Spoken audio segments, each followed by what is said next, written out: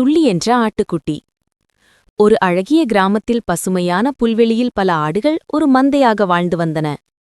அந்த கூட்டத்தில் துள்ளி என்ற ஒரு சுறுசுறுப்பான வெள்ளை நிற ஆட்டுக்குட்டி இருந்தது.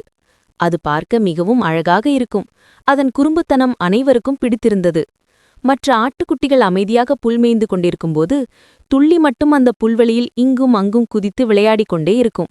அதனால்தான் அதற்கு துள்ளி என்ற பெயர் வந்தது. துள்ளியின் அம்மா, துள்ளி, கூட்டத்தை விட்டு தனியாக எங்கும் செல்லாதே, நம்மை சுற்றி காட்டு விலங்குகள் உலாவக்கூடும், ஜாக்கிரதை என்று அடிக்கடி எச்சரிப்பதுண்டு. துள்ளியும் முதலில் அம்மாவின் பேச்சை கேட்கும். ஆனால் சிறிது நேரத்தில் மீண்டும் தன் துள்ளல் விளையாட்டை தொடங்கிவிடும். ஒரு நாள் துள்ளி வழக்கம் போல் விளையாடிக் கொண்டிருந்தது. அதன் கவனம் முழுவதும் வண்ணத்துப் பூச்சிகளை துரத்துவதிலேயே இருந்தது. விளையாட்டின் வேகத்தில் தான் எவ்வளவு தூரம் வந்துவிட்டோம் என்று அது கவனிக்கவில்லை. திடீரென தலை நிமிர்ந்து பார்த்தபோது மந்தை கண்ணுக்கு எட்டிய தூரம் வரை தெரியவில்லை. சுற்றிலும் அடர்ந்த மரங்கள், புதிய புற்கள் இருந்தன. துள்ளிக்கு உள்ளே ஒரு சிறு பயம் தொற்றிக்கொண்டது. அம்மா, அம்மா என்று கத்தியது. ஆனால் பதில் எதுவும் வரவில்லை. பயத்தில் அதன் கால்கள் நடுங்கின. சற்று நேரத்தில் ஒரு பெரிய கருநிற ஓநாய் ஒன்று மெதுவாக புதரின் மறைவிலிருந்து வெளியே வந்தது. ஓநாயின் கண்கள் பசியோடு துள்ளியை பார்த்தன. துள்ளிக்கு தன் அம்மா சொன்ன எச்சரிக்கை நினைவுக்கு வந்தது. பயத்தில் பேசக்கூட முடியாமல் ஒரு மரத்தடியில் சுருண்டு நின்று நடுங்கியது. ஓநாய் துள்ளியை நோக்கி மெதுவாக அடியெடுத்து வைத்தது. துள்ளிக்கு தன்னை காப்பாற்றிக் கொள்ள உடனடியாக ஏதாவது செய்ய வேண்டுமென்று தோன்றியது. அதன் மூளை வேகமாக வேலை செய்ய ஆரம்பித்தது. ஓநாய் அண்ணா, நில்லுங்கள் என்று தைரியத்தை வரவழைத்துக் கொண்டு கத்தியது. ஓநாய் சிரித்தது. ஹா ஹா ஹா, என்ன சொல்கிறாய் குட்டியாடே? இன்று நீதான் என் இரவு உணவு. துள்ளி வடுங்கியபடியே, ஓநாய் அண்ணா, நீங்கள் மிகவும் பலசாலி. ஆனால் நீங்கள் என்னை தின்றால் உங்கள் பசி சிறிது நேரம்தான் அடங்கும். நான் சொல்வதைக் கேட்டால் உங்கள் வயிறு நிரம்பும். நீங்கள் பல நாட்கள் சந்தோஷமாக இருக்கலாம். அந்த புதையல் என் மந்தை இருக்கும் மரத்தடிக்கு அருகில் இருக்கும் ஒரு பாறைக்கு பின்னால் உள்ளது என்று சத்தமில்லாமல் ஆனால் உறுதியாக சொன்னது துள்ளி. ஓநாயின் கண்களில் பேராசை மின்னியது. புதையலா?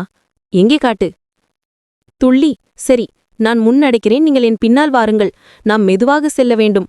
ஓசை கேட்டால் என் கூட்டத்தார் பயந்து புதையலை வேறு இடத்திற்கு மாற்றி விடுவார்கள் என்று சொல்லி தன்னுடைய மந்தையை நோக்கி ஓடாமல் புல்வெளிக்குப் போகும் ஒரு நீண்ட பாதையை நோக்கி மெதுவாக நடந்தது. சிறிது நேரத்தில் அந்த பாதையில் எதிரே கபிலன் என்ற ஆட்டு மேய்ப்பன் தன் வேட்டை நாய்களுடன் வருவதைக் கண்டது. துள்ளி புத்திசாலித்தனமாக ஒரு முடிவை எடுத்தது.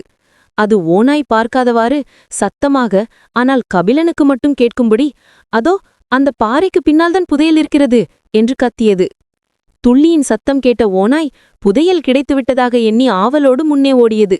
அதே சமயம் கபிலனும் அவன் வேட்டை நாய்களும் சத்தம் வந்த திசையை நோக்கி ஓடி வந்தன. கபிலனின் வேட்டை நாய்கள் ஓநாயை பார்த்ததும் ஆக்ரோஷமாக குரைத்தபடி துரத்தின. கபிலனும் தன் கையிலிருந்த கம்பை கொண்டு ஓநாயை விரட்டினான்.